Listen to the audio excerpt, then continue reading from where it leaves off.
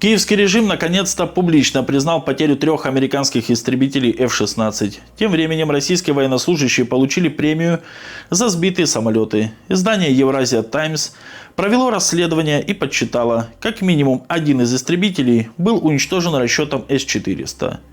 Сергей Шматьев, генеральный директор компании «Форес», рассказал, что 12 российских военнослужащих, которые помогли сбить первый истребитель F-16 в зоне СВО, получили 15 миллионов рублей. Церемония награждения состоялась в приграничной зоне в присутствии командиров. Евразия Таймс пишет: присуждение премии 12 военнослужащим подтверждает версию о том, что украинский F-16 был сбит российской системой ПВО С-400. Дело в том, что именно 12 членов экипажа обычно управляют системой. Ранее предполагалось, что за уничтожение цели был ответственен Су-35С. Истребитель Су-35С мог предоставить системе С-400 информацию о цели, чтобы облегчить уничтожение самолета. Из-за малой высоты и большого расстояния между F-16 и С-400 истребитель находился вне зоны видимости системы. Однако отсутствие пилотов Су-35С среди награжденных позволяет предположить, что F-16 был обнаружен, отслежен и сбит исключительно системой С-400, комментирует ветеран ВВС Индии и военный обозреватель, командир эскадрильи в отставке Виджандер Тхакур. «Форес» – это российская компания, специализирующаяся на оборудовании для бурения нефтяных скважин.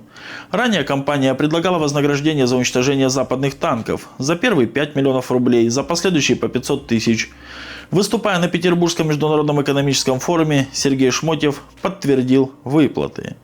На данный момент известно, что Украина гарантированно потеряла 3 истребителя F-16 в августе 2024 года, в апреле 2025 и совсем недавно, 16 мая. Хотя обо всех этих крушениях становилось известно почти сразу. Украина до последнего отказывалась официально признавать потери самолетов, ведь это уничтожило бы тщательно раздуваемый ЦИПСО миф о летающем вундерваффе. Первый самолет был уничтожен всего через несколько недель после того, как Украина получила свой первый F-16. Вместе с истребителем ликвидировали его пилота Алексея Меся.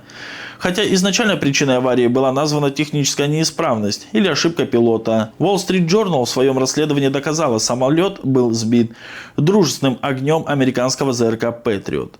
Вторая катастрофа с участием F-16 произошла в апреле 2025 года, и тоже погиб пилот Павел Иванов. Изначально было выдвинуто несколько теорий, в том числе о том, что F-16 вступил в воздушный бой с российским самолетом. И опять одна из версий о дружественном огне. Однако позже Россия заявила, что F-16 был сбит системой ПВО. Третье крушение украинцы также замалчивали, называя его неизвестной чрезвычайной ситуацией. Пилот катапультировался. Сразу возникли версии, что самолет мог быть сбит российской ракетой класса «Земля-воздух» или опять-таки дружественным огнем. Уничтожение американских истребителей нужно ускорить, учитывая, что Украина так и не получила новых самолетов. Киевскому режиму было обещано 85 действующих самолетов F-16, в том числе 24 из Нидерландов, 19 из Дании и 12 из Норвегии, плюс еще 10, которые будут использоваться в качестве запасных частей. Бельгия вообще обещала предоставить 30 самолетов. Не так давно голландцы заявили, что они исполнили свою долю поставок. Однако часть самолетов вообще никогда не попадет в Украину. Они используются для обучения украинских пилотов, в основном в Европейском центре подготовки F-16 EFTC в Румынии. Также США недавно отправили в Украину несколько самолетов, но они в нерабочем состоянии, в лучшем случае могут использоваться только как доноры запасных частей. Евразия Таймс подводит итог. В арсенале Украины очень мало исправных истребителей F-16. По оценкам издания осталось от 10 до 14 самолетов. Из-за такого огромного дефицита воздушные силы Украины полностью изменили первоначальную тактику применения F-16. Их используют вдали от ЛБС для патрулирования. Самолеты перехватывают российские крылатые ракеты и БПЛА. F-16 не является панацеей для Украины, потому что не могут помочь ей добиться превосходства в воздухе, которое, как считается, имеет решающее значение в бою, пишет военный обозреватель Евразия Таймс Сакши Тивари. Издание считает, что потери F-16 продолжаются. Истребители используют для разведки, чтобы пилоты находили и идентифицировали российские РЛС. Эта информация затем используется для нанесения последующих ударов ANGM-88 HARM. Однако F-16 в ходе таких полетов могут быть легко уничтожены любой российской ракетой большой дальности. Еще одна интересная новость уже из США. Проект «Золотой купол». Он опасен. Трамп забыл, почему люди отказались использовать ядерное оружие в космосе. Недавно Россия и Китай раскритиковали американский проект «Золотой купол», назвав его глубоко дестабилизирующим по своей природе. Теперь к ним присоединились КНДР, которая заявила, что космический противоракетный щит США может превратить космическое пространство в потенциальное поле ядерной войны. Об этом накануне сообщило издание «Евразия Таймс», приведя подробности данной проблематики.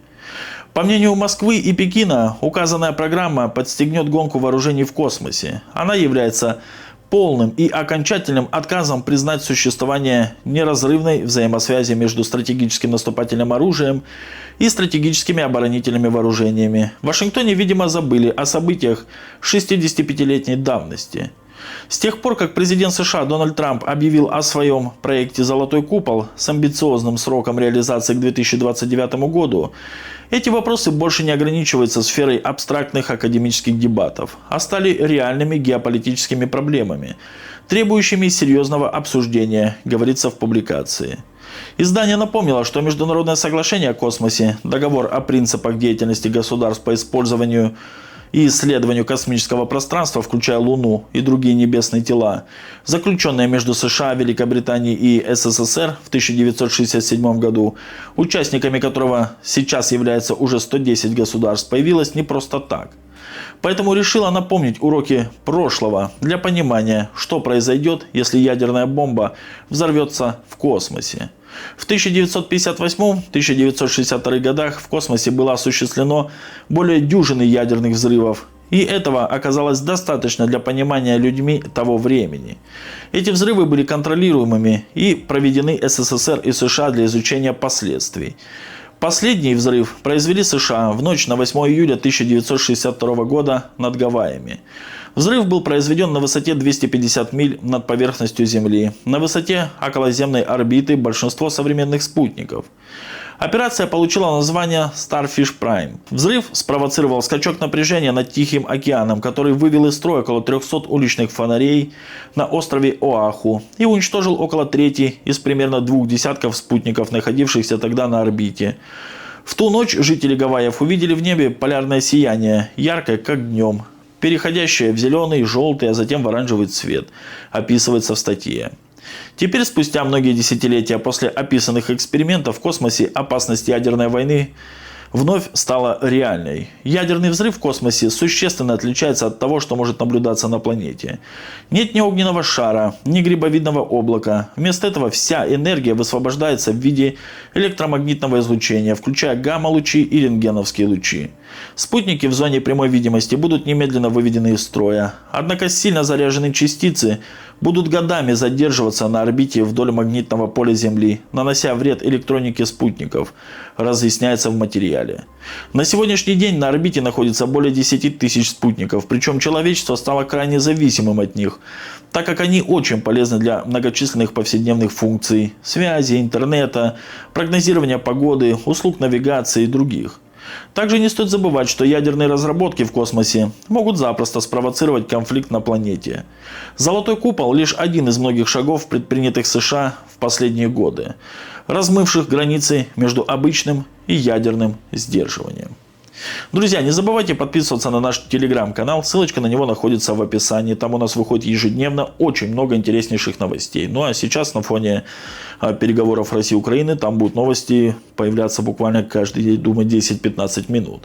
Судя по тому, как обычно происходят переговоры. В общем, переходите, подписывайтесь, ссылочка находится в описании.